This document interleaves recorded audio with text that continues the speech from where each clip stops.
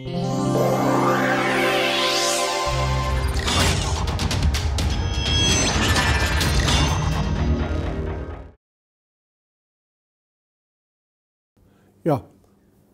welcome back to the lectures.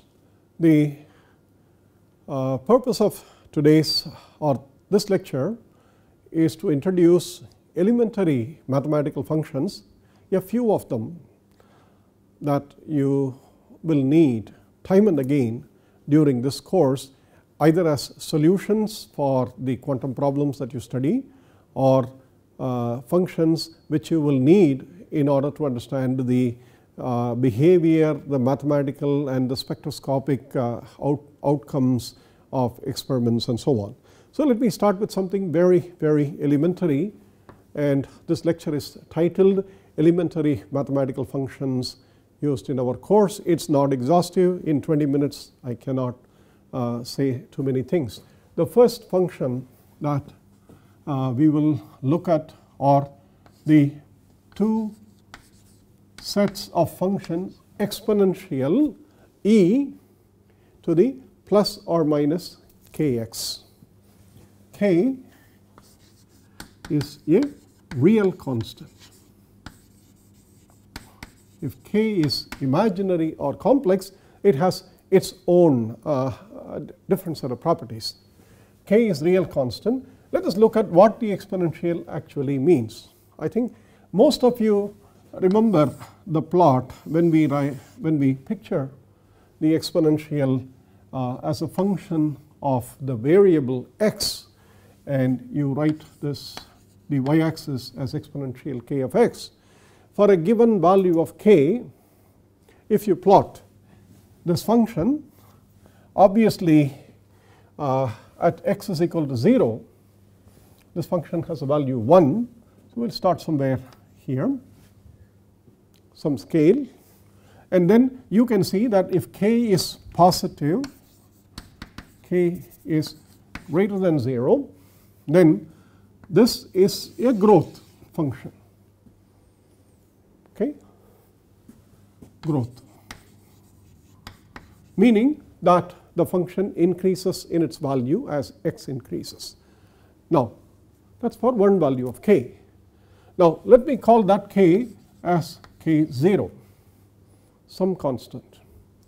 Now, suppose I have a different value of k, the function may again start from 1, but it may grow something like this, okay, or it may be slower for another value of k, or it may be really fast.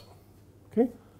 So, let us do it by making this as k0, k1, k2, k3 as some different values of k. What is the relation between these? It is quite obvious that this grows much faster for a given value of x than any other function. Obviously, k3 is larger than k2, then k1, then k0.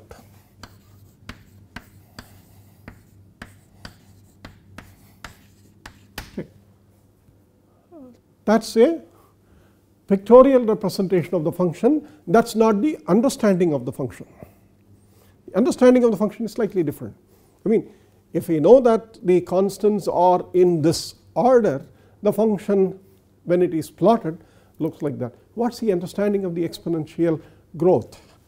Let us try and understand this function. Okay. Now, the way to see this is to consider this particular case, namely for x. We start with 1 when x is 0. At a time, at a particular value of x, okay, the function reaches some value here. When x becomes, this is x1 to x1.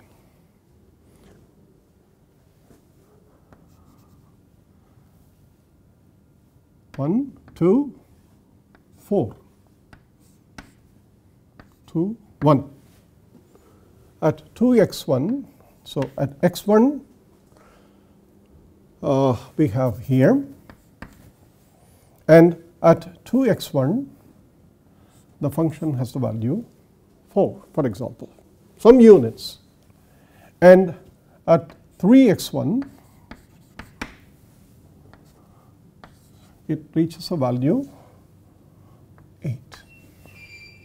That is, every increment, identical increment, if the value of the function doubles its previous value, such a behavior is an exponential growth. Such a behavior, exponential. There is nothing special about being doubling, being a double or doubling. The function may start with some value in the first interval. Whatever value that it becomes, from 1 it may become 3. But in the next same amount of interval, the function 3 becomes 3 square. In the next interval, 3 square becomes 3 cube. Such growths are called exponential growths. If you do it for 3, quite obviously it's even steeper. Or in this picture itself, if you do it for 3, you are somewhere here, and then 9 you are somewhere here. So the point is, you have here, and then for 2x1 you are here, and you see that the function grows even steeper. This is what is meant by k. This is what is implied by k. K tells how fast, in what ratio that the function grows with respect to the variable x. Okay? This is for exponential growth. Now, what about k less than 0? That is negative, which we call as exponential decay. Okay? E to the kx, k greater than 0, growth. K less than 0, it's decay. Of course, in both cases, k real. So you have e to the minus some value of k, whatever is the number of x. Okay? Okay. So if you plot this, it has exactly similar but an image kind of a picture. Okay? We'll start with x, and e to the kx is 0, that is, it's 1. Okay? And suppose for a value x1, the function becomes 1/2, 1/2. Then that's a value. For the same interval x1, that is 2x1, the function decreases by the same fraction. 1/2 becomes 1/4. That's that. 1/4 in the next interval, identical interval, 3x1 becomes 1/8. Okay. Such a behavior, if you connect, is exponential decay. That's also exponential. That's the nature of the exponential function. The ratio of the function for any given period, the ratio is the same. That is the ratio of the value before, the value after. If you take that ratio remains for one particular interval ratio. Okay? So here this is what is called the half-life, if you are interested in decay processes, and the number becomes 1/2 at a particular time t1 if you write the function exponential kt. where t is time. If you do that, instead of x you use t, then you have t1, 2t1, 3t1 and so on. So the exponential is an extremely important function having this specific characteristics. Okay? And the derivative of an exponential d by dx of e to the kx is k e to the kx, that you should know, and the integral of 0 to some constant c1 finite value of an exponential kx dx is obviously, you can calculate that. Okay? If you don't put the limits, you know that it's going to be 1 by k times e to the kx. Therefore, you have to be careful that this integral is for a finite limit. If you go from, and if k is positive, if you go from 0 to infinity, this is infinite. The function is unbounded. The integral is infinite.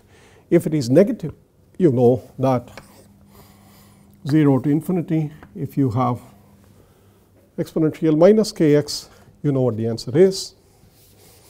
It's 1 by k. Okay? So the properties of integration, the properties on differentiation, and the simple nature of exponential is one extremely important function for you. The second function that you need to worry about is also an exponential, but it's not called an exponential,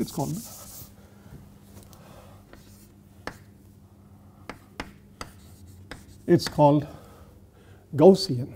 If it is minus, we usually call it a Gaussian function. This is again important in all the quantum and spectroscopy studies that you have. What's the nature of this function?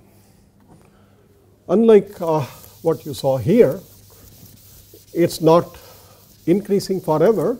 It's in fact, it's decreasing forever, because if k is real and positive, this whole thing is decreasing as x either increases from 0 to infinity or x decreases from 0 to minus infinity, because the function is dependent on the square of x. This is also known as an even function. Okay? And the shape of this function, when you plot it for x, this is plus infinity and this is minus infinity. If you do that at x is equal to 0, this whole thing is exponential 0, it is 1, and for all other values of x positive and x negative, it is symmetric about to the line, and this is obviously bell shaped. Okay. Even function. Okay. Now again, if e to the minus kx square for one value k1.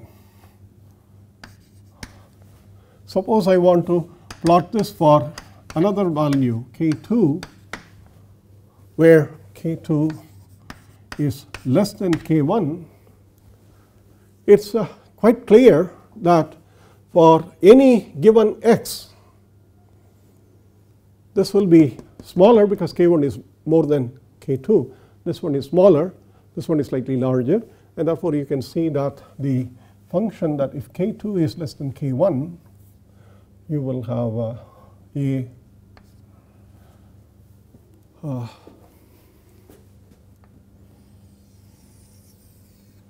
more elaborate, a wider function. This is k2. Okay, k2. If you have k0, sorry,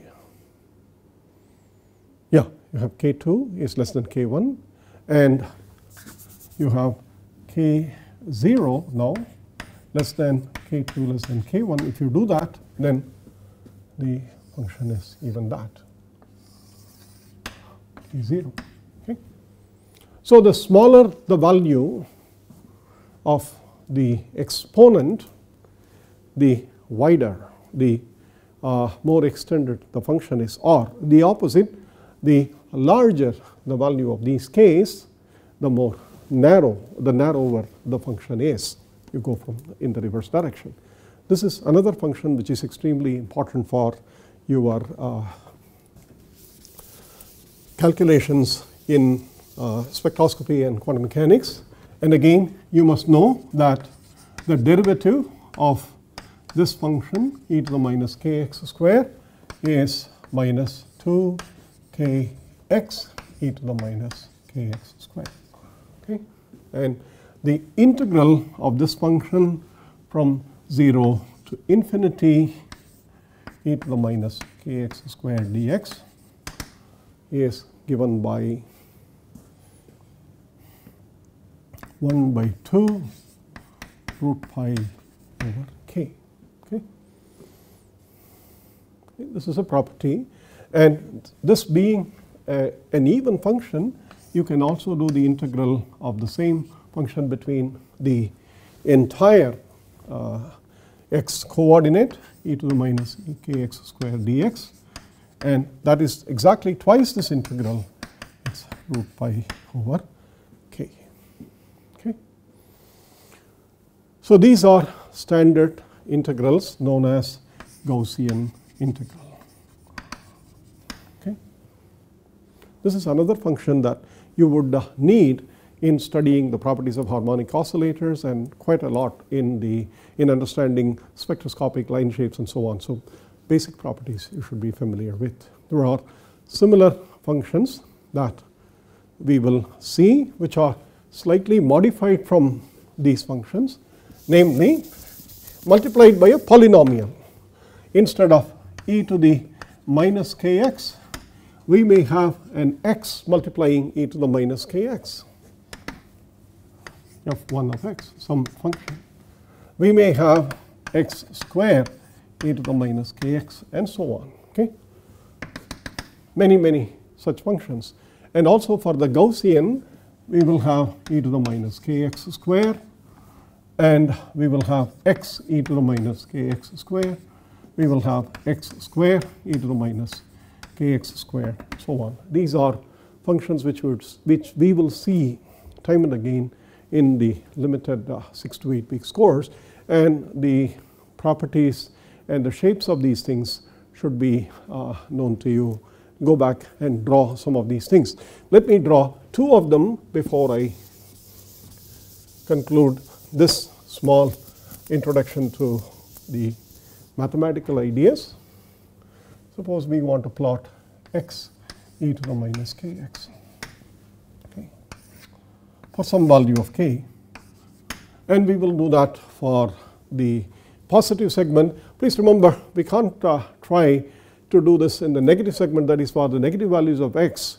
You see that the exponent, this whole thing becomes positive, and therefore e to the positive number keeps on increasing. Therefore on the negative side, this function increases beyond limit for very large values. Therefore we will stay from 0 to some positive values, and you can see that at x is equal to 0, this is 1, this is 0, therefore the function is 0. Okay? And for any other x, as x increases, this increases, e to the minus kx decreases, and therefore there is a competition between x and e to the minus kx up to a point, and that point is obviously called the maximum of that function. And after that point, the exponential minus kx drops off so much more quickly than x increasing that the competition is lost. The function decreases forever, and therefore there is a maximum, and then the function goes to 0. Okay? And how do we determine this maximum? We take the derivative of this function e to the minus kx x, and then set that equal to 0. Then you will find out that the function has a maximum. Okay? The derivative of this is clearly, it's a uv, so you can do that, and when you set the derivative to be 0, you will get a value for the maximum. Okay? So that's the maximum here. That's an exercise. Calculate the maximum.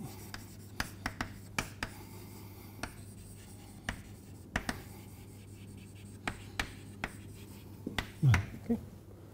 And similarly, when you go to x square, you would see that x square increases again and exponential minus kx decreases.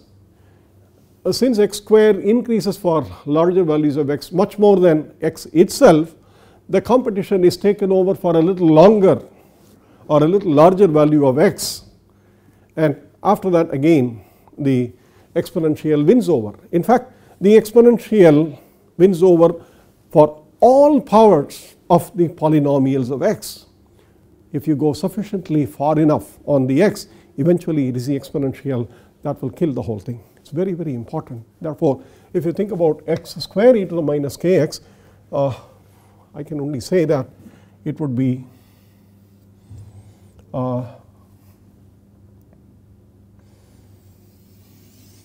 somewhere else.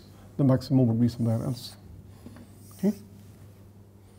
Farther away maximum. And the value of this will also be different. Okay? So these polynomials multiplied by the exponentials are extremely important in understanding the wave functions and the properties of the wave functions for hydrogen atom. The polynomials involving the Gaussian and the polynomials in front of them, x and x square and so on, are important in understanding the harmonic oscillator and other elementary models in quantum mechanics. Therefore, please keep this in mind, and please attempt some of the exercises given at the end of this lecture. Until we meet next time, thank you.